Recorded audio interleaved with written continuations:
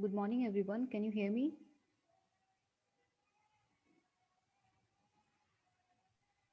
Good morning, ma'am. Okay. So we have 26 participants right now, and I'll start the class in 1 2 minutes. Okay. I'll just wait for some more participants.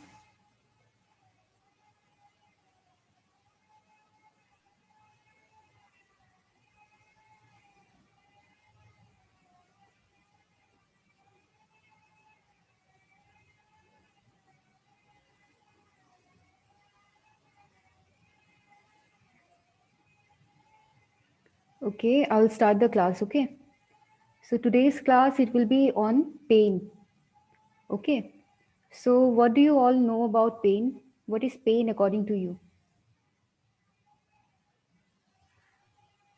Unpleasant sensation, ma'am. Hmm. Right. So pain it is a sensation, okay? It is an unpleasant sensation in which you feel something. Something is hurting, right? So today we are going to start studying about pain. So first, see, you can see the screen, right? All of you?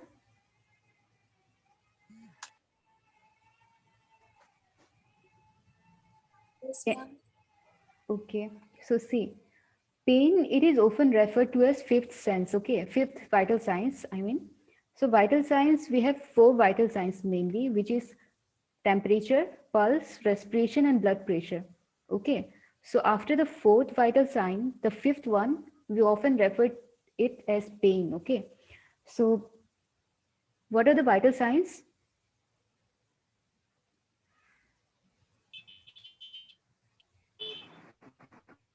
What are the vital signs? I've just talked now about the vital signs. Those are the, ma'am, important physiological things, ma'am. Yeah, it is. But then in the vital signs, we have temperature, pulse, respiration, and blood pressure. Okay. And Blood then pressure and respiration. mm, and then the fifth vital sign, it is often referred to as pain. Okay. And see, now we will move to the definition. Pain is an unpleasant sensation, okay, which is caused by noxious stimulation of the sensory nerve endings. See, when we get pain it is always because of sensory nerve endings stimulation, okay. There is some problem with our nerve endings, or there is some sort of imbalance in our nerve setup, okay. That's why we get pain, the sensation of pain, okay. So that is the definition of pain. Now, moving on to the nature of pain. Pain is always subjective, okay. Subjective means what? You can never say if the patient is having pain or not, okay. The patient will say that he is having pain. You can't see the pain in the patient. That thing is only the patient's verbal answer, okay. The patient's answer will be the subjective data, okay. So pain, it is always the patient's complaint, okay. We are not going to see if the patient is in pain or not, okay. So that is subjective. The nature of the pain is subjective, okay. And then the stimulus, its stimulus is physical or mental in nature, okay. It can be like, you can think you are having pain and then you will have more pain, okay. So that is mental nature. And physical is what? You are pressing that part, okay. Or you are pressing the part of the pain, then you will just have more and more pain in that area, okay. That one is physical and mental nature of the pain, okay. And then, see, pain may be directly proportional to the amount of the tissue injury, or it may not be also. Okay, so the amount of injury you have had may be directly or not directly proportional to the pain you are having. Okay, it may be a huge injury, but then you might not have any pain. It may be a small injury, but you might have more pain. Okay, so that is variable in nature. Pain is variable. Okay, and only the patient knows how much pain he is having. All right, you don't know how much pain the patient is having until and unless the patient talks about it, okay. So then, see, the next one is signs and symptoms of pain. Signs and symptoms, we have what? See, the first one is increased respiratory rate. What is the normal respiratory rate from the group? What is the normal respiratory rate? 12 to 16, ma'am. per minute. Sure, sure. 12 to 16 per minute, ma'am. Okay, and the normal Not heart sure, rate? ma'am. Not 16 to sure. 20, I think. Yeah, it is 16 to 20. Okay. And then the normal heartbeat is how 60, much? 60 to 100, ma'am. Okay. So see, the signs and symptoms of pain, it is increased respiratory. 70, ma'am. 72. Yeah, 70 to 80 is the range, okay, of normal heart rate. And see, we have increased heart rate. Wait. Mm. Then we have peripheral vasoconstriction. Vasoconstriction means what? The vessels will constrict, right? So in the peripheries, like in our hands or in our legs, okay, there will be vessel constriction. Then we have pallor. Pallor means looking pale, okay. Then we have elevated BP, blood pressure, okay. Increase in blood pressure will be there when the patient experiences pain. Then increased blood glucose level will also be there. Then diaphoresis is what? What is diaphoresis?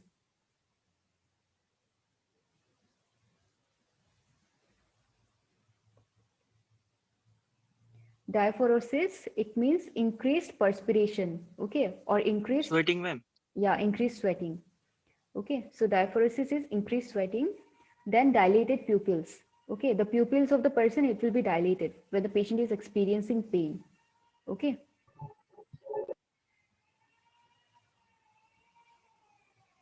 Then we have types of pain. Okay. In types of pain, we have various classifications. Okay. In pain, which is based on duration. Duration means the amount of time the patient is experiencing the pain. Okay. It may be acute, it may be chronic. So this duration, it really depends on the amount of pain the patient is experiencing in a span of time. It may be long, it may be short. Okay. So based on duration, we have one classification. Then based on location. Location means what? The particular place in which the patient is experiencing pain. Okay. So it can be in the head, headache, or stomach ache. Okay. Or leg pain, back pain. It may be different. Based on the location, the pain will be different. Okay. And then we have based on intensity. Intensity means how much pain the patient is experiencing. Okay. Like on a level of 0 to 10, how much pain the patient is experiencing. Is it too high? Is it moderate? Is it mild? That one, it is intensity. Okay. So that classification is based on intensity. Then we have the last one, which is based on etiology. Okay, the factor which is affecting the pain. Okay, that one is based on etiology. Then we will move to the first one, which is pain, which is based on duration. Okay. See, in based on duration, we have acute, the first one, and we have chronic, which is the second one. In chronic, we have chronic non-cancer pain. It means what? It is not related to any cancerous pain. Okay, the patient is not having any cancer because see, mostly chronic cases, okay, chronic pain is suffered by the patients who are having cancer or some long-term disease. Okay, acute means what? Acute means for short duration. Okay, like in patients who are suffering from appendicitis, acute appendicitis, the patient will have acute pain. It means instantaneous pain. Okay, suddenly the pain will develop. Okay, that one is acute pain. And then we have chronic, which means over a period of time the patient is experiencing pain. Okay, so that thing, can you hear me, all of you?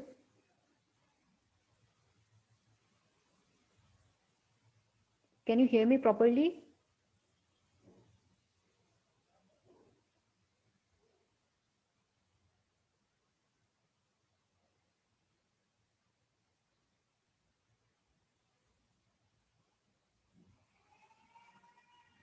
Can you hear me?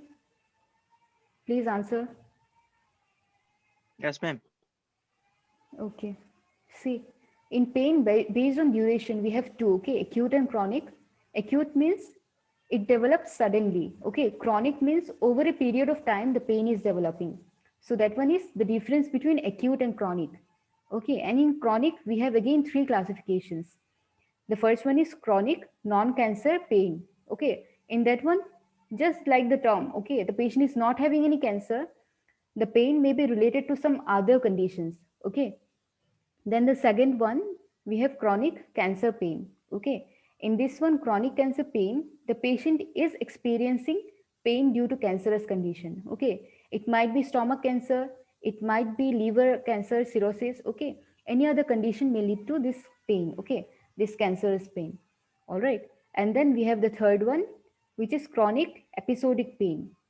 Episodic means it will occur recurrently. Okay, like you have had this pain last month, and again this month you are having same type of pain. Okay, and then again next year you are having same kind of pain. That one is episodic pain. Okay, so chronic episodic pain is something which is happening over the period of time in the same condition. Okay, and it is repeating itself. Okay, that one is episodic pain. All right, and then we will move.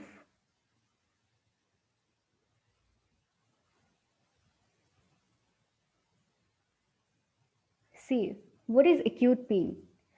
Acute pain is something which lasts only for a period, small period of time. Okay, that one is acute pain, and it is sudden in onset, and then it is for a shorter duration of time. And see, the tissue damage, which is an acute pain, is comparatively less than in chronic pain. Okay,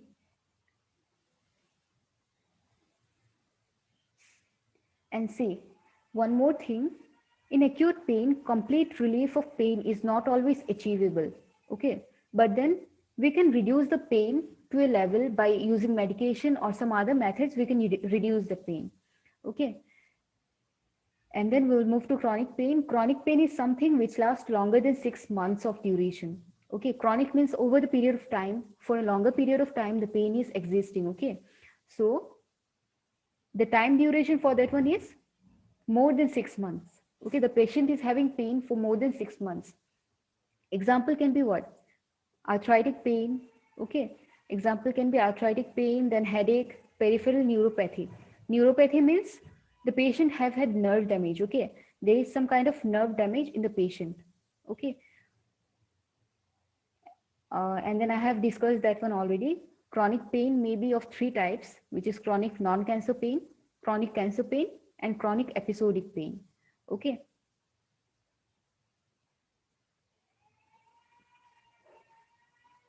Then see, we have classification which is based on location. The first one which we have studied now, it is classification based on what? The last one which we have just studied, that one is classification based on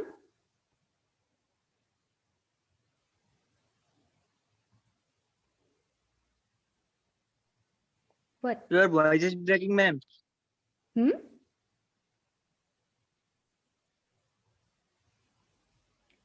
The last one was classification based on duration.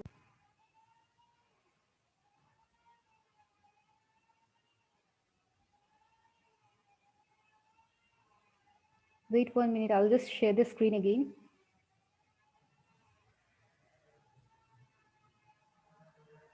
Now we will talk about classification which is based on location. Okay.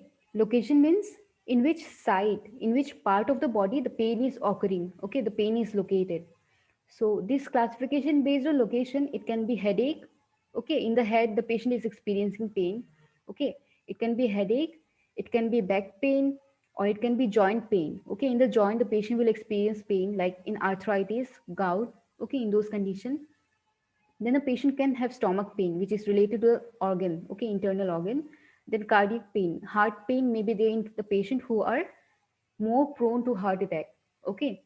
Then referred pain.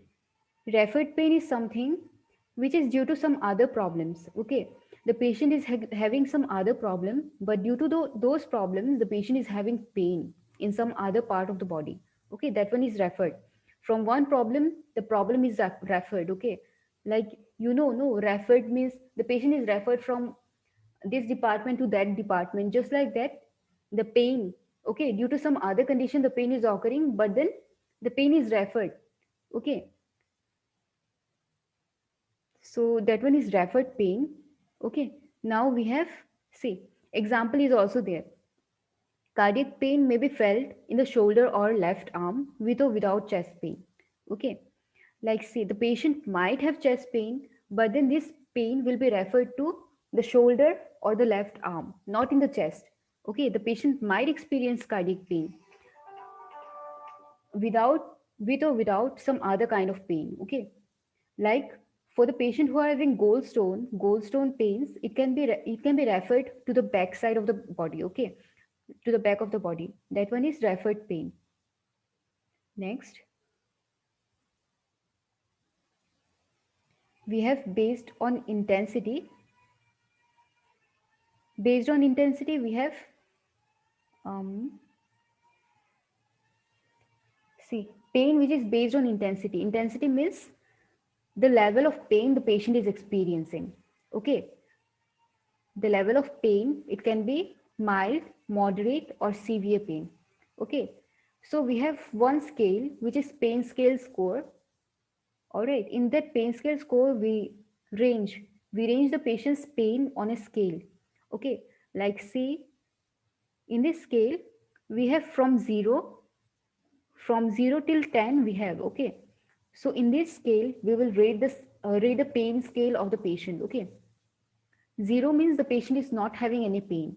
All right, 0 means the patient is not having any kind of pain. Then if the pain is from 1 to 3, the patient is having mild pain. Okay, the patient is having mild pain. Then 4 to 6, the patient is having moderate pain. And then 7 to 10, the patient is having worst pain which is imaginable. Okay, so we have one scale which is pain measurement scale. All right, and based on that scale, we we intensify the pain of the patient. Okay, so this is the scale which we use for measuring the intensity of the pain in the patient. Understood? Did you understand? Yes, ma'am. Yes, ma'am. Okay, if you have any problem, you can just interrupt in between. Okay, or if you want some clarification, you can just stop me in between. All right, so this is the pain scale which is used for measuring the intensity of the pain the patient is having. Okay, and you can also see the facial expression. All right, the facial expression is also there, and according to the facial expression also we can identify what level of pain the patient is having. Okay, and then see, it is just the repetition. Okay, mild pain is, in the pain scale, if the score is between 1 to 3, the patient is having mild pain. If the score is 0, the patient is not having any kind of pain. Okay, if the pain is 1 to 3 in the level of pain scale, then it is mild. If it is from 4 to 6, it is moderate. Okay, and it is from, if it is from 7 to 10, it is severe. Okay, sorry, moderate will be from 5, no, it's correct, 4 to 6. Okay, so 1 to 3 is mild, moderate is 4 to 6, and severe is 7 to 10. Okay, try to remember this part. Then we have based on etiology. Based on etiology, we have nociceptive pain and neuropathic pain. Okay, neuropathic pain is something which is related to the nerves. Okay, neurons. All right, and nociceptive pain, it is related to the body sensation. Okay, somatic pain, visceral pain, it is under nociceptive pain. Okay, so now we will study based on etiology the classification of pain. Okay, see, the first one is nociceptive pain. This nociceptive pain is experienced when an intact, properly functioning nervous system sends signal to the tissue that are damaged, requiring attention and proper care. What it means is that in nociceptive pain, there is no nervous damage. Okay, there is proper functioning of the nerves. The nerve is sending signal to the body, okay, to the brain, that some tissues are damaged, you require some kind of action. Okay, so those actions will be done by the body. Okay, there is some action which is done through the nervous system. Okay, the function of the nervous system is what? To send signals, okay, that the tissues are damaged. and the surrounding tissue will do its work on the repairing of the tissues. Okay, that one is nociceptive pain. Then the example can be what? See, the pain which is experienced following a cut or broken bone. Why we experience pain is to avoid further damage. Okay, so the pain which is experienced when a bone is broken or when we have a cut is so that we can just we can send a signal to ourselves that we are having some kind of problem. Okay, so that kind of problem should not be damaged further. So that pain is just an alert, okay, so that we can be aware that this damage has been caused and we don't need more damage to it. We need proper treatment. Okay, so see, once stabilized or healed, the pain goes away. In nociceptive pain, since it is bodily pain, okay, it is not related to the nervous system, the pain is healed and it goes away. Then in nociceptive pain, we have somatic pain. Okay, somatic means it is related to the skin. Okay, skin or some sensation of the body. Okay, so the pain which is originating from the skin, the muscles, the bones, the connective tissue, it all comes under somatic pain. Okay, and this kind of pain, it has sharp sensation. Okay, a kind of sharp sensation will be there, just like you feel when you sprain an ankle, no, that kind of pain will be there. Then we have visceral pain. Visceral means we have some organs in our body, right? All the organs in our body are known as viscera. Okay, organs in our body is known as viscera. So the pain which is originated from our organs, that one is visceral pain. Okay, and that kind of pain, it is characterized by cramping. Okay, like we sometimes we experience cramping, abdominal cramp. Okay, throbbing pain in our head, in headaches. Okay, pressing or aching qualities of pain. That kind of pain occurs when we have visceral pain. Okay, the examples will be what? Labor pain, angina pectoris. Okay, angina pectoris is the pain of the heart. Okay, or irritable bowel. When we have disturbed bowel pattern, at that time we will experience visceral pain. Okay, then we have neuropathic pain. Neuropathic pain, it is something which is related to the nerve functioning. Okay, there is severe damage to the nerve functioning due to some illness or injury or trauma. Okay, so those kind of things which relate to neuropathic pain, it can't be totally reversed. Okay, the pain of neuropathic pain can't be totally reversed because nerve damage is there and repairing of nerves is not under our control. Okay, so neuropathic pain is associated with damaged or malfunctioning nerves due to some kind of illness or injury or some other kind of trauma. Okay, the examples can be what? The examples can be diabetic neuropathy, peripheral neuropathy, phantom limb pain. Okay, phantom limb pain means, see, sometimes what happens is some patient or a person, he met an accident. Okay, and his leg, it is totally damaged, so he needs this one, amputation of the limb, amputation of his leg. Okay, so what will happen is he already has a surgery on amputation. Okay, his limb, his leg has been cut totally. Okay, but then sometimes he will feel that his leg is still there. Okay, he will feel the pain in his leg even though his leg is not there. Okay, that kind of pain is known as phantom limb pain. Okay, so phantom limb pain is usually with the patients who are having amputation. Okay, they feel that they already have that limb, they haven't cut the limb. Okay, that one is phantom limb pain. Then we have spinal cord injury. See, in neuropathic pain, everything will be related to nerves only. See, in diabetic peripheral neuropathy also, nerve is associated. The legs, okay, the legs, the toes or the hand fingers of the patient will be dysfunctioning because there is not proper nerve functioning in that place. Okay, then we have phantom limb in which again the nerve associated with it is damaged. Okay, in spinal cord injury also the nerve is damaged, that's why the patient is having severe pain. Okay, then see, neuropathic pain, it is usually chronic. We have the duration. See, all the pain, the classification of pain, it may be individually in the patient or it may be collectively there in the patient. Okay. Duration and intensity of the pain can be together measured in the patient. Okay. So all the classification of the pain, it may be all together there in the patient or it might not be there. Okay. But in neuropathic pain, usually the patient used to have chronic pain. Okay. And the pain will be in tingling sensation. Like sometimes we have tingling in our legs, in our hands, no? That kind of sensation will be there. Okay. Electric shock sensation or tingling sensation will be there. Okay. Then see, in neuropathic pain also we have two kinds of pain, which is peripheral and central. Peripheral means what? Which is related to the limbs, okay, the hands or the legs. Central means it is related to the central nervous system of our body, okay. The example can be what? See, in peripheral neuropathic pain, the example they have given is phantom limb pain. Okay, phantom is the same thing I have told.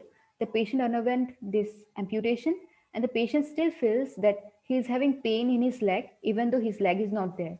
Okay, that one is phantom limb pain. Then we have central neuropathic pain. The example is spinal cord injury or post-stroke patient. Okay. In spinal cord injury, what happens is the patient had some kind of injury in his spinal cord. Okay. And due to that kind of pain, the patient is having permanent or chronic neural pain. Okay. Which can't be resolved, but it can be reduced. Okay. Then, okay. We have finished the slide. So, do you have anything to ask? Any question?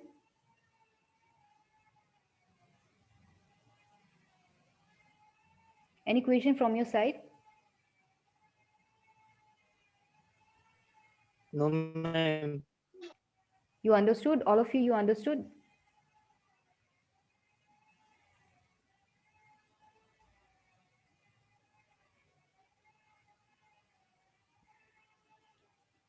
You have understood, right? All of you?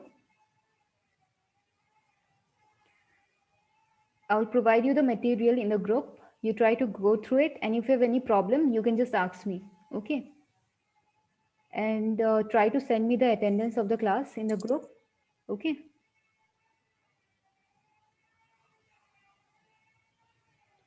Okay. So thank you. This was all for today's class.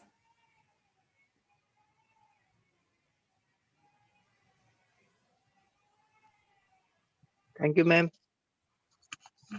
Thank you, ma'am.